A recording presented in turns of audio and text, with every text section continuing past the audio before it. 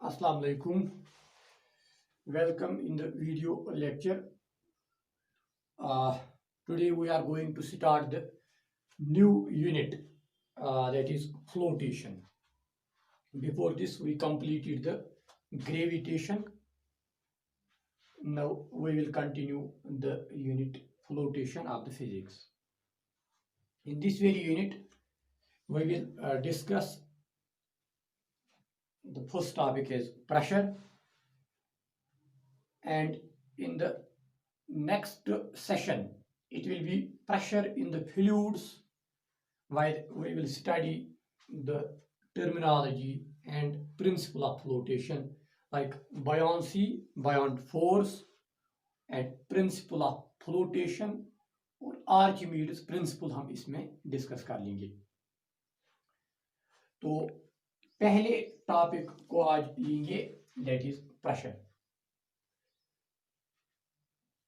Force जब भी हम एक्सर्ट करते हैं तो उससे हमने देखा कि बहुत सारी चेंजेस आ जाती है, जैसे ये सेकंड यूनिट में हमने डिस्कस किया। अब एक एग्जांपल अगर हम लेंगे कि हम फोर्स अप्लाई कर लेंगे बाय आवर थंब,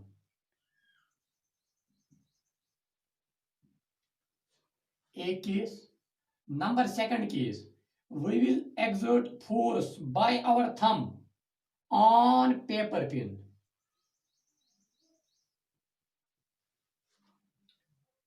यानी हम थंब से ही फोर्स एक्सर्ट कर लेंगे, like we will exert force by thumb on this. Now when we will take paper pin and will exert force on the paper pin, what happens? वो paper pin जो होती है that gets spiraled into the surface. तो paper pin पायरस होती है surface में, लेकिन जब हम थंब से फोर्स एक्सर्ट करते हैं तब नहीं होता ऐसा। तो डायरेक्टली थंब से फोर्स अप्लाई करना, तब नीचे इतना सारा एरिया कवर होता है। आप जब पेपर पिन की एग्जांपल लेंगे तब पेपर पिन पे फोर्स एक्सर्ट करने के बाद इस डॉट लाइक इतना सारा एरिया कवर होता है। अब अपने ही एक ही थंब से हमने फोर्स एक्सर्ट किया, that means here the magnitude of the force will be same, but here it is difference in terms of area. कितने एरिया पे फोर्स एक्सर्ट हुआ उस एरिया में डिफरेंस है। तो वो अगर हम देखेंगे, वो एरिया में जो डिफरेंस पाई जाती है उससे नतीजे जो आते हैं, उससे रिजल्ट जो आते हैं वो डिफरेंट आते हैं। यहां रिजल्ट एक आ जाता है, यहां उससे डिफरेंट आ जाता है। अब फोर्स एक्सर्ट किया तो हमने यहां कंपेयर किया इसको एरिया के एतबार से। एक केस में एरिया कम था और दूसरे केस में एरिया ज्यादा था, और जिस केस में एरिया कम था वहां हमने देखा कि पिन गॉट पायरेटेड, और जिसमें हमने एरिया ज्यादा देखा उसमें इफेक्ट ज्यादा नहीं रहा, यानी we will say our thumb not got pirated into the surface. तो यहां अब force with related to area हम करते हैं। फोर्स का इफेक्ट पर यूनिट एरिया पे क्या पड़ता है उसको हम प्रेशर कहते हैं। तो we will simply define it as pressure is force exerted per unit area is called pressure. अब मैं ऐसे लिख सकता हूं, it is pressure is equal to force divided by area, force divided by area. अब आप टेक्स्ट में एक टर्म देख लोगे, थ्रस्ट। यहां मैं थ्रस्ट को भी कंप्लीट कर लूंगा।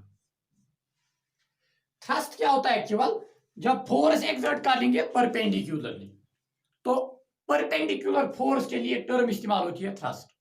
That means thrust again is force, but the difference is force can be oblique sometimes at acute angles, तो और we can see it will be parallel. तो यहां थ्रस्ट जो है, थ्रस्ट उस फोर्स को हम नाम देते हैं जो एक्सर्ट होता है perpendicularly.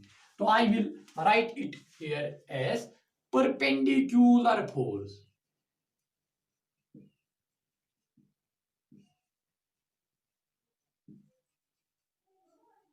exerting on a surface या on a body, उसको हम कहते हैं परपेंडिकुलर फोर्स। इसलिए मैं यहां ये भी लिख सकता हूं simply, it is equal to thrust by area.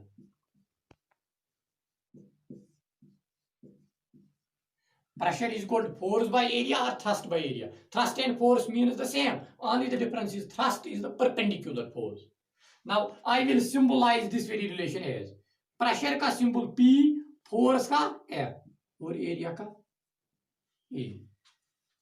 तो अब अगर आपको फोर्स मालूम है, एरिया मालूम है, तो हम प्रेशर निकाल सकते हैं।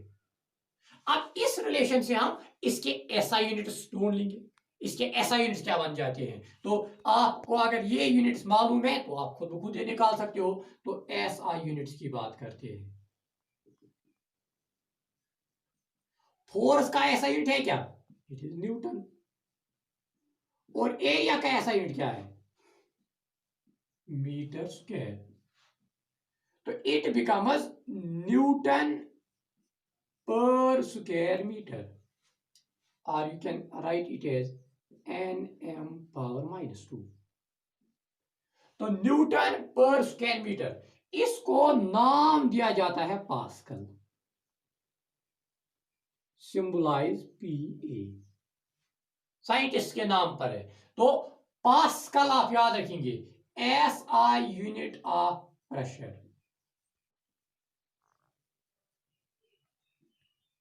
Is pascal. तो ये ऐसा यूनिट ऑफ प्रेशर बन जाता है। अब अगर हमें कोई कहे 1 पास्कल का मतलब क्या है, 1 पास्कल,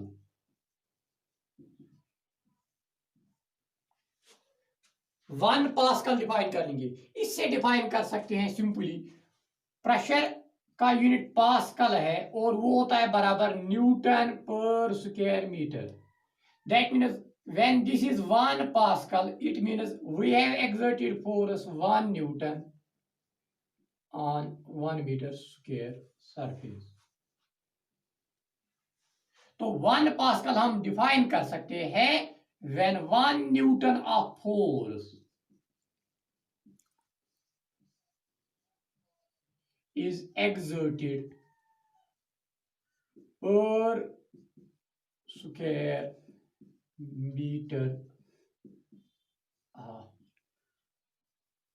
सरफेस। 1 न्यूटन फोर्स जब हम एक्सर्ट कर लेंगे पर स्क्वायर मीटर पे, तो तब वो प्रेशर जो बन जाता है उसको हम 1 पास्कल कह सकते हैं। तो ये यहां तक हुआ प्रेशर का मतलब क्या है, और प्रेशर, थ्रस्ट और एसआई यूनिट्स, और 1 पास्कल हम कैसे डिफाइन कर सकते हैं। अब डेली लाइफ में हम जो कंस्ट्रक्शंस करते हैं, डिफरेंट मटेरियल्स बनाते हैं, वहां हम इसको इस्तेमाल करते हैं। कैसे वो प्रिंसिपल्स हम इस्तेमाल कर देंगे। तो प्रिंसिपल इस्तेमाल कैसे होता है, प्रेशर एक्चुअल फोर्स का रिजल्ट होता है। हमने देखा pressure is equal to force per unit area. उसका मतलब हुआ अगर एरिया ज्यादा था तो प्रेशर कम होगा, अगर एरिया कम था तो प्रेशर ज्यादा होगा। यानी मोर एरिया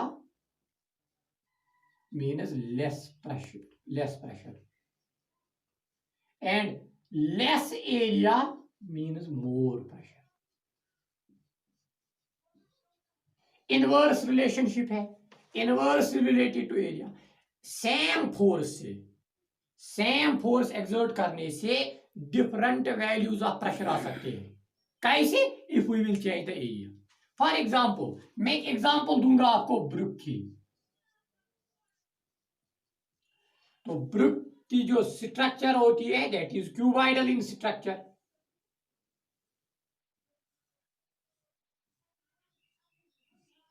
तो आप इस ब्रुक को आप कैसे प्लेस कर लेंगे, इसका मास कांस्टेंट है, acceleration due to gravity constant है, एक ही जगह अगर हम लेंगे तो अब फोर्स कांस्टेंट रह जाएगा। That means force is equal to mass into gravity.